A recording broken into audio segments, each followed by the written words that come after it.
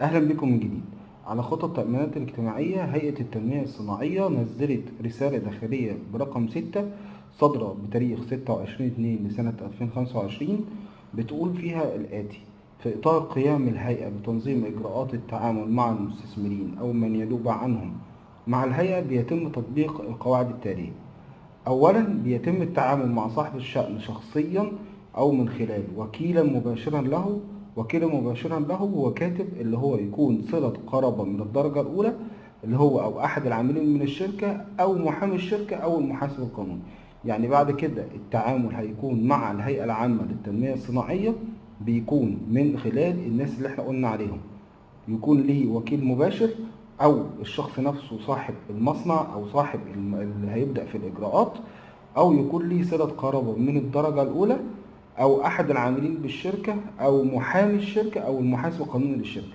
طبعا بالنسبة للمحامي الشركة او المحاسب القانوني للشركة اللي هم معينين في الورق الخاص بالشركة، او واخد توكيل مباشر من صاحب الشركة. وفي كافة الإجراءات الخاصة بتخصيص الأراضي الصناعية أو ما يتبع ذلك من الإجراءات، هي الإجراءات اللي هي قالها إيه، اللي هي التنازلات العقارية أو الحصول على التيسيرات المقررة بموجب القرارات الإدارية المنظمة لذلك، أو بموجب تفويض بنكي خاص صادر من صاحب الشأن لم يمضي على استخراجه أكتر من شهر. خدوا بالكم، يعني حتى التفويض البنكي لازم ما يكونش عدى عليه اكتر من شهر.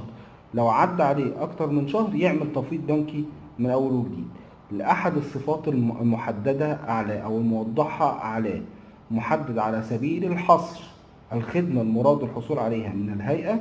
وبيستخدم التفويض لمره واحده فقط، ورفض ما عدا ذلك من التوكيلات او التفويضات. يعني لو هيتعمل توكيل بنكي، التوكيل البنكي يكون فيه شرطين مهمين جدا. اول شرط ان يكون التفويض البنكي ما عداش عليه شهر من تاريخ التفويض البنكي. رقم اتنين، ان هو هيستخدم المرة واحدة فقط، وبعد كده بياخدوه. ولو عايز تعمل اي اجراء تاني بتحط من تفويض بنكي، وبيتحدد في التفويض البنكي ايه الجزء اللي انت عايز تعمله.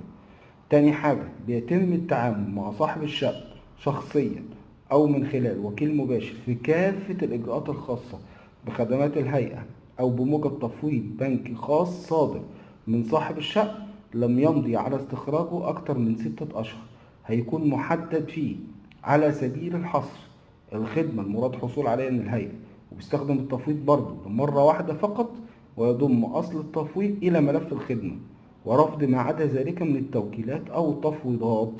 ببساطة كده هنقول الجزئية تاني. أول حاجة، بيتم التعامل مع صاحب الشأن صلة قرابة من الدرجة الأولى، توكيلات صلة ضرابة من الطريقة الأولى، أو أحد العاملين بالشركة أو محامي الشركة أو المحاسب القانوني للشركة. طبعا أحد العاملين بالشركة يعني هيكون معاه برنت تأمينات إنه متأمن عليه في الشركة عشان يثبت إن هو من ضمن العاملين في الشركة. وده في كافة الإجراءات الخاصة بتخصيص الأرض أو ما يتبع ذلك من إجراءات زي التنازلات أو الحصول على التيسيرات. الجزئية التانية، بيتم التعامل مع صاحب الشقة برضو من خلال وكيل مباشر في كافة الإجراءات الخاصة بخدمات الهيئة، أو بموجب تفويض بنكي صادر من صاحب الشأن، اللي هي الجزئية التانية الخاصة بالإجراءات في التنمية الصناعية. ومهم جدا إن يكون معداش عليه أكتر من 6 أشهر على سبيل الحصر. وهسيب لحضراتكم وأنا بقرأ لحضراتكم، هيكون موجود قدامكم القرار، وهسيب نسخة منه في التعليق.